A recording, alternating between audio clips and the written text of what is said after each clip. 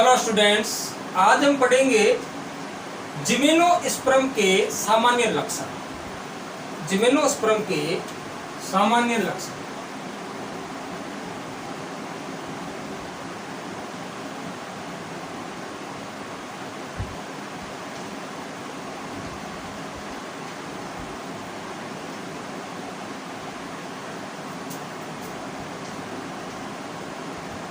सामान्य लक्षण।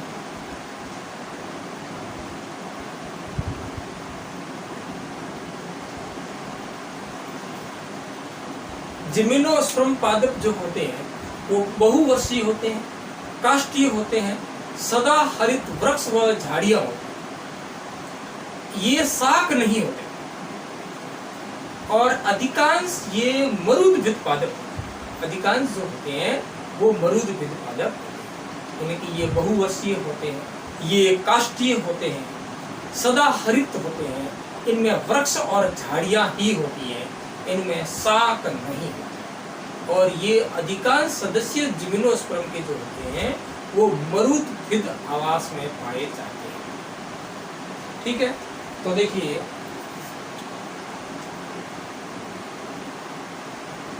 जिम्नोस्पर्म पादप बहुवर्षीय, काष्ठीय, सदा हरित,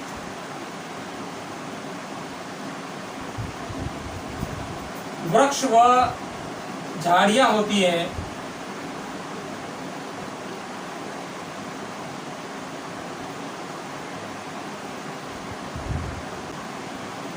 ये शाक नहीं होते।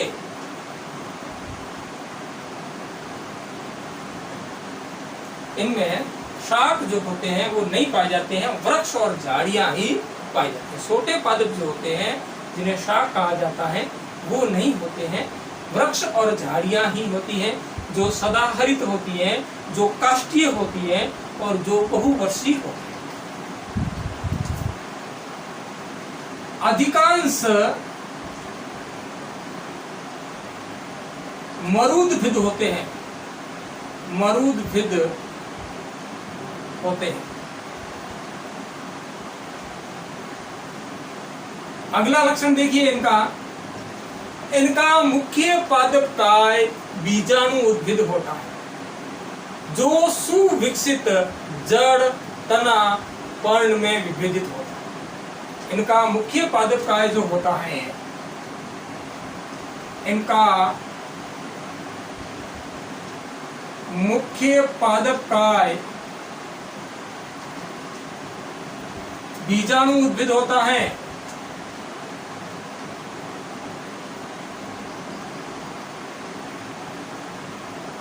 स्पोरोफाइट होता है, जो सुविकसित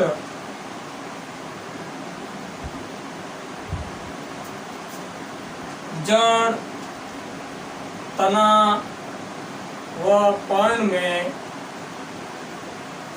विभेदित होता है।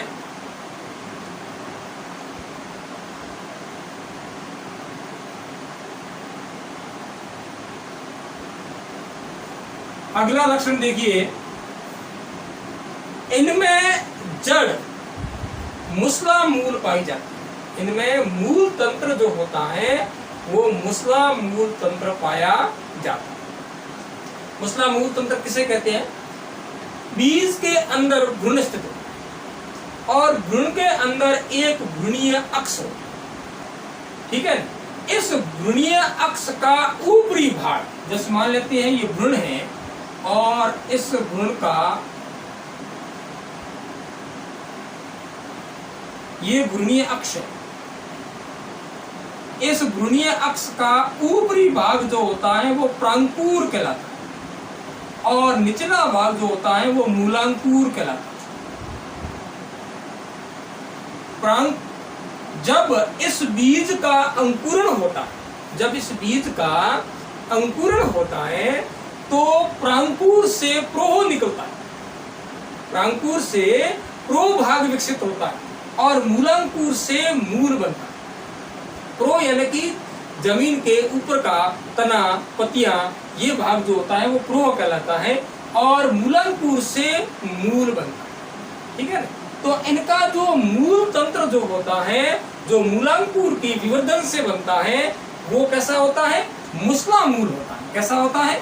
मुस्ला मूल। यानी कि प्रांकुर का विवर्धन होता है तो प्राथमिक मूल बनती है। क्या बनती है? प्राथमिक मूल। ये जो प्रथम मूल बना इसे प्राथमिक मूल कहते हैं। प्राथमिक मूल, प्राथमिक मूल से द्वितीयक मूल बनती है, द्वितीयक से तृतीयक मूल बनती है। इस प्रकार से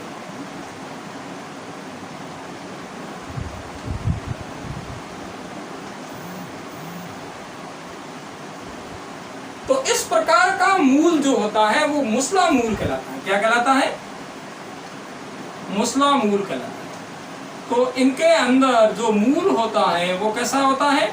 मुस्ला मूल होता है। प्राथमिक मूल, प्राथमिक मूल से द्वितीयक व तृतीयक मूलें निकलती हैं और इस प्रकार का मूल जो होता है वो मुस्ला मूल कहलाता है।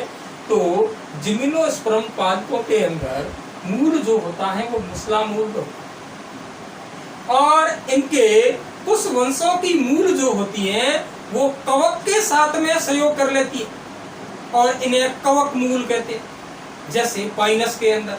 और कुछ वंशों के अंदर इनकी मूल जो होती है वो नाइट्रोजन स्थिर करने वाले साइनोबैक्टीरिया के साथ सहयोग कर लेती है, जिन्हें प्रवाल मूल कहते हैं, जिन्हें प्रवाल मूल कहा जाता है।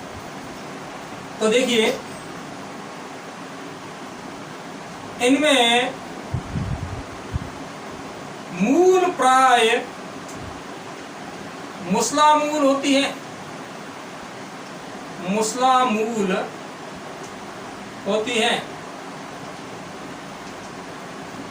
बीज के अंकुरण के समय जो प्राथमिक मूल बनती है, जो मूलांकुर से बनती है, प्राथमिक मूल से द्वितीयक मूल और तृतीयक मूल बनती है। तो इस प्रकार का मूल जो होता है वो मुस्ला मूल कहलाता है। तो इनके अंदर मुस्ला मूल होती है। जिम्नोस्पर्म के कुछ वंशों में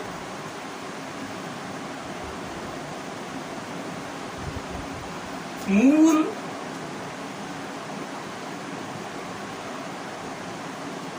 कवक मूल के साथ सहयोग कर लेती है, कवक के साथ सहयोग करती है,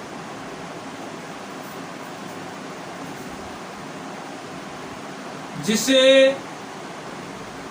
कवक मूल कहते हैं, कवक मूल कहते हैं। और इसका उदाहरण है पाइनस। पाइनस की मूल जो होती है वो कवकों के साथ में सहयोग करती है और कवक मूल का निर्माण करती है। अगला देखिए, जिम्नोस्पर्म के कुछ वंशों की मूल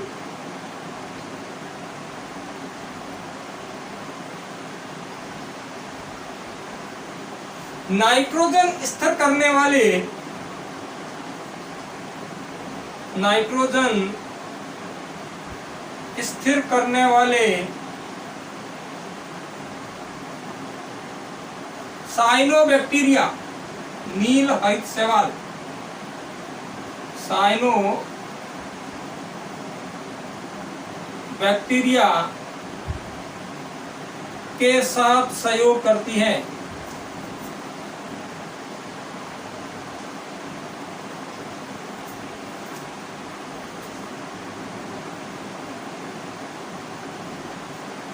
इसे प्रवाल मूल कहते हैं, प्रवाल मूल।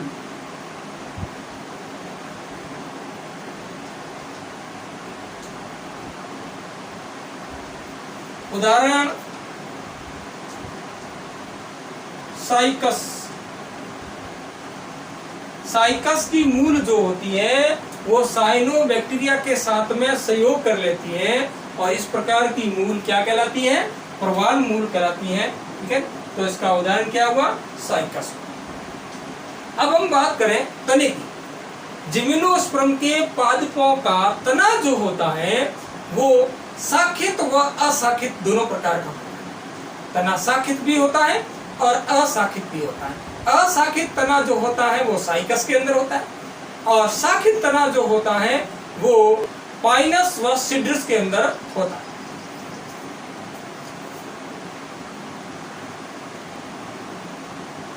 जिम्नोस्पर्म में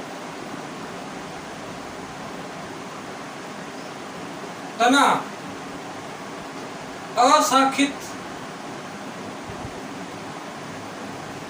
जैसे साइकस तथा शाखित जैसे पाइनस, सिट्रस होता है।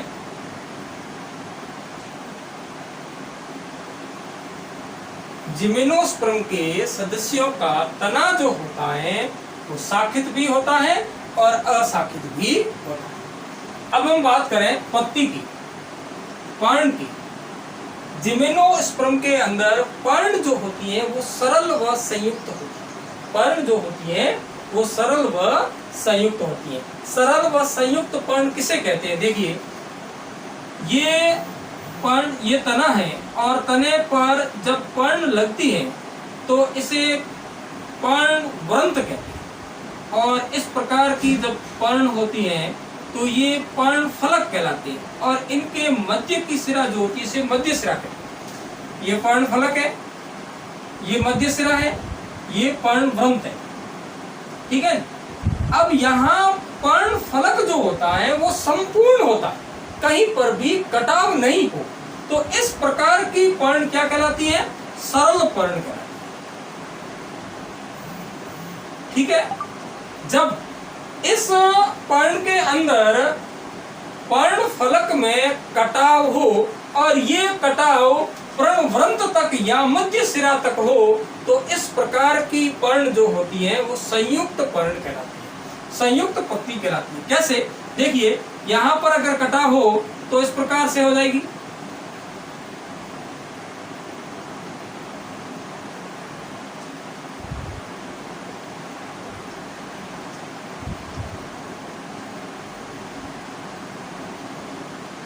और इसी प्रकार के सामने कटास होने से इस प्रकार से हो जाएगी ऐसे।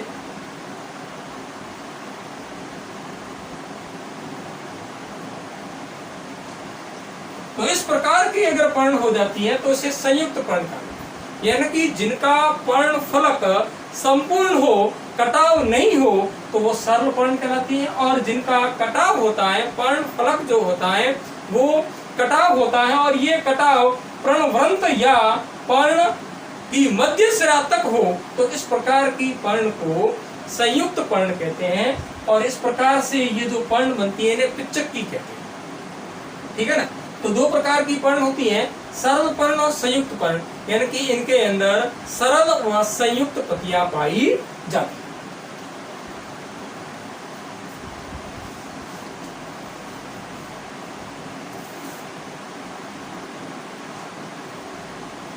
जिम्नोस्पर्म्स के सदस्यों में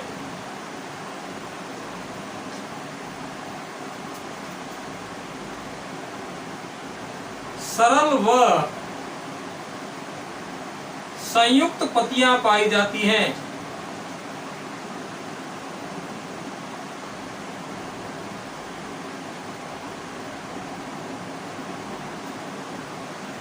इनकी सरल व संयुक्त पत्तियां जो होती है वो अधिक ताप और पानी की कमी को सहन कर सकती है। क्यों? क्योंकि इनकी पत्तियां जो होती हैं, जैसे शंक्वाकार जो पादप होते हैं, इनकी पत्तियां सुई के आकार की होती हैं और इनकी पत्तियों के ऊपर एक मोटी क्यूटिकल की परत पाई जाती है, और इनके अंदर जो रंध्र होते हैं वो गर्त के अंदर स्थित होते हैं, गड्ढों के अंदर स्थित होते हैं, जिन्हें गर्तिका रंध्र कहते हैं। ये विशेषताएं पानी की कमी को कम करती है, यानी कि पानी की हानि को कम करती है, और पानी की हानि नहीं होती। और ऐसी स्थिति में ये पत्तियां जो होती हैं वो अधिक तापमान को सहन कर सकती हैं और कम पानी के द्वारा जीवित रह सकती है। ठीक है ना? तो ये पानी की हानि को कम करती है। ऐसी पत्तियां जो होती हैं वो पानी की हानि को कम करती हैं। इनकी पत्तियां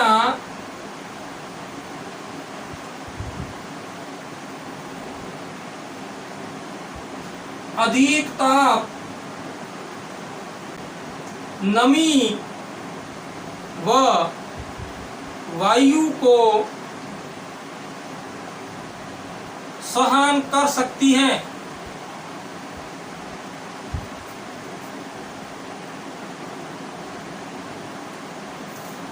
क्यों? क्योंकि देखिए, शंक्वाकार पादपों की पत्तियां सुई की आकृति की होती हैं, सुई की आकृति की होती हैं। पत्तियां अगर सुई की आकृति की है तो इनका पर्ण फलक जो होता है वो अधिक सतह वाला नहीं होता और इस पर रंध्र नहीं होते। ऐसी स्थिति में पानी की हानि कम होती है।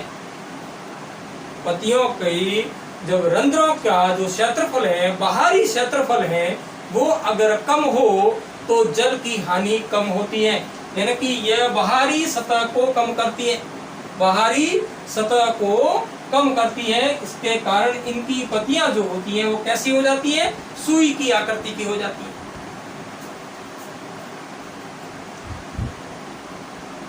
जिम्नोस्पर्म्स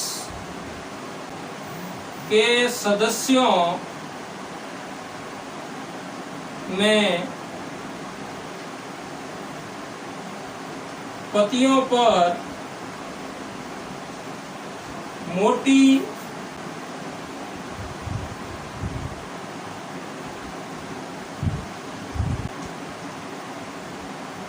आवरण पाया जाता है तथा इनमें गर्तिका रंध्र पाए जाते हैं, गर्तिका रंध्र पाए जाते हैं।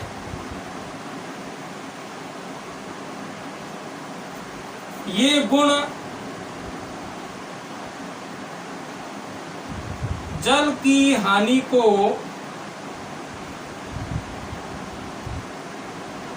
कम करते हैं।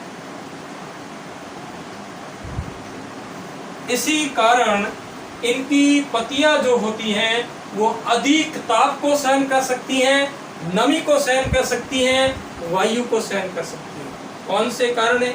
एक, इनकी पत्तियां जो होती है वो सुई की आकृति की होती है, जिससे बाहरी सतह का क्षेत्रफल कम होता है, जिससे पानी की हानि है वो कम होती है। दूसरी बात, इनके ऊपर क्यूटिकल का मोटा आवरण पाया जाता है, जिससे वाष्पोत्सर्जन क्रिया द्वारा जल बाहर नहीं निकलता।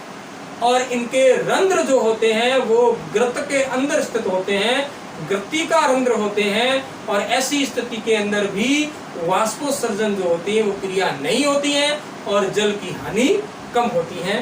तो ये विशेषता होती है बीजाणु उद्भिद की जिम्नोस्पर्म के पादपों में। ठीक है ना? जिनके अंदर मूल जो होती है वो मुसला मूल होती है, और जिनकी तना जो होता है वो शाखित और अशाखित होता है, और पत्तियां जो होती हैं वो सरल व संयुक्त प्रकार की होती है।